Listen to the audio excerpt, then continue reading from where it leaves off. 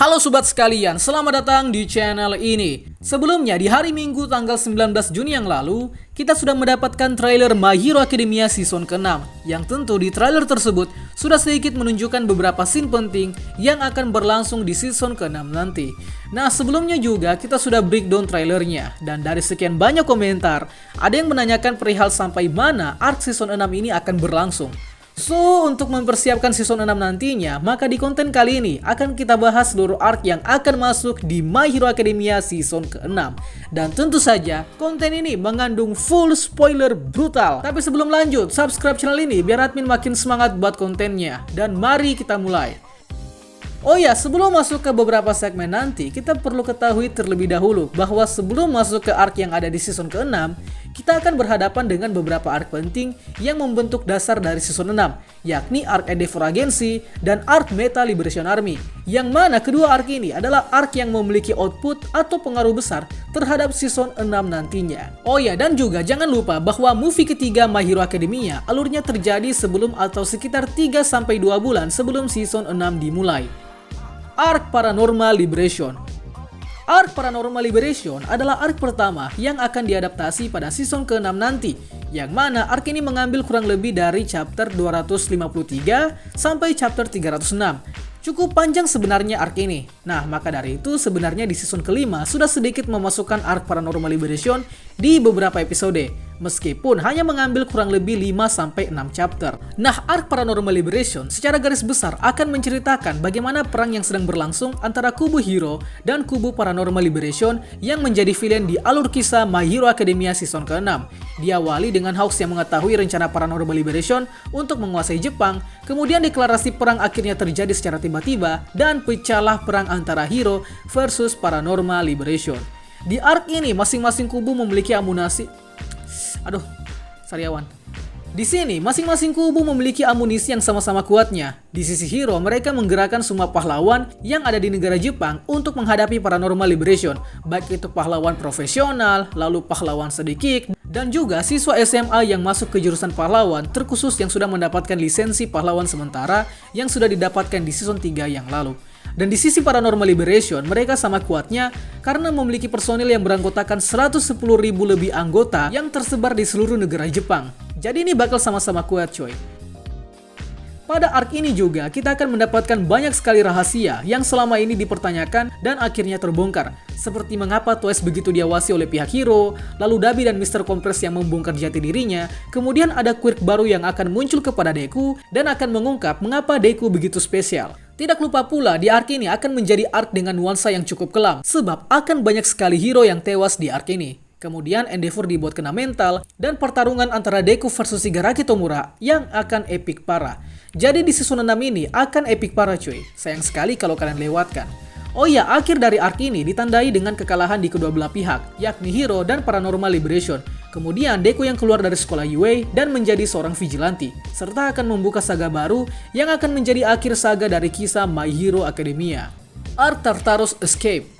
Arc Tartarus Escape atau melarikan diri dari Tartarus adalah arc yang sama gelapnya dengan Paranormal Liberation, yang dimana di arc ini memfokuskan cerita tentang bagaimana aksi Shigaraki setelah berhasil kabur dari pertarungan antara dia dan Deku di arc Paranormal Liberation, yang setelah bertarung langsung saja membombardir penjara Tartarus. Perlu diketahui bahwa penjara Tartarus ini adalah penjara dengan keamanan tingkat tinggi yang dibuat untuk mengurung villain dengan kekuatan yang sangat berbahaya, dan juga untuk mengurung pahlawan yang dianggap berkhianat oleh pemerintah. Mengapa penjara Tartarus ini menjadi incaran Shigaraki? Karena di penjara Tartarus terdapat bos dari Shigaraki yakni All For One. Nah, maka dari itu Tartarus dibombardir guna untuk membantu All For One kabur dan juga untuk menambah amunisi pasukan penjahat berbahaya untuk membantu All For One dalam rencananya merebut One For All dan menguasai daratan Jepang. Oh ya, hampir lupa astaga. Arc Tartarus Escape. Sariawan. Sampai mana tadi? Arc Tartarus Escape akan mengambil alur dari chapter 307 sampai chapter 328. Arc ini tidak hanya berfokus pada pengrusakan penjara Tartarus saja, melainkan akan menceritakan Shigaraki yang dalam kendali All For One sedang membombardir 4 penjara lain di negara Jepang, yang tujuannya sekali lagi untuk mengumpulkan pasukan villain. Nah, karena villain berbahaya sudah pada kabur dari penjara, maka era villain di negara Jepang sudah dimulai. Seluruh kota kini mengalami lockdown demi untuk terhindar dari serangan villain. Dan kemudian golongan vigilante atau anti-hero mulai bermunculan di setiap kota untuk mengalahkan villain dengan quirk mereka sendiri. Nah, karena era villain dimulai, Deku yang merasa bertanggung jawab dengan insiden ini memutuskan untuk menjadi seorang vigilante pula. Namun dengan pengawasan dari 3 pro hero dan 1 mentor profesional, yakni Endeavor, Hawks, dan Best Jeans. Serta tak lupa pula ada All Might yang menjadi mentor Deku selama dia menjadi vigilante.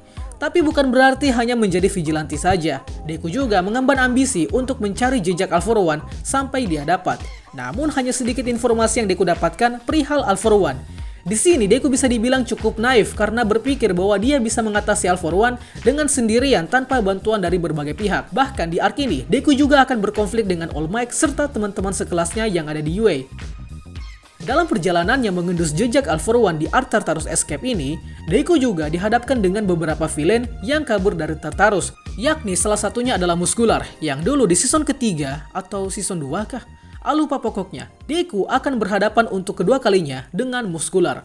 Oh ya, di sini Deku juga akan mendapatkan 2 quirk baru dari pendahulunya, sebab di arc ini Deku akan dinobatkan sebagai pewaris terakhir. Jadi para pewaris sepakat untuk membuat Deku dapat mengakses quirk yang mereka miliki. Nah, menuju akhir dari arc Tartarus Escape ini ditandai dengan seluruh teman-teman kelas Deku yang akan bertarung dengan Deku sendiri demi untuk memaksa Deku agar kembali ke UA. Karena selama sebulan dia menjadi seorang vigilante, Deku mengalami luka-luka berat yang jika tak ditangani akan membuat Deku mati konyol. Di akhir, Deku nantinya akan mengetahui bahwa sekolah UA akan menjadi benteng pertahanan seluruh masyarakat dari serangan villain di luar sana. Dan tidak lupa juga, Deku akan berkonflik dengan masyarakat pengungsi, sebab masyarakat kini tahu bahwa Deku terlibat dalam kekacauan yang terjadi di Jepang saat ini. Arc Tartarus Escape akan diakhiri dengan wacana aksi Shigaraki yang konon akan sempurna dalam waktu 3 hari. Lalu Lembaga Asosiasi Pahlawan Dunia berniat untuk mengirimkan bala bantuan hero dari negara mereka masing-masing untuk membantu hero di negara Jepang. Dan akhirnya pahlawan nomor 1 Amerika yakni Star and Stripe datang untuk membantu. Sekaligus kemungkinan akan menjadi pembuka untuk arc yang akan diangkat di season 7 nanti.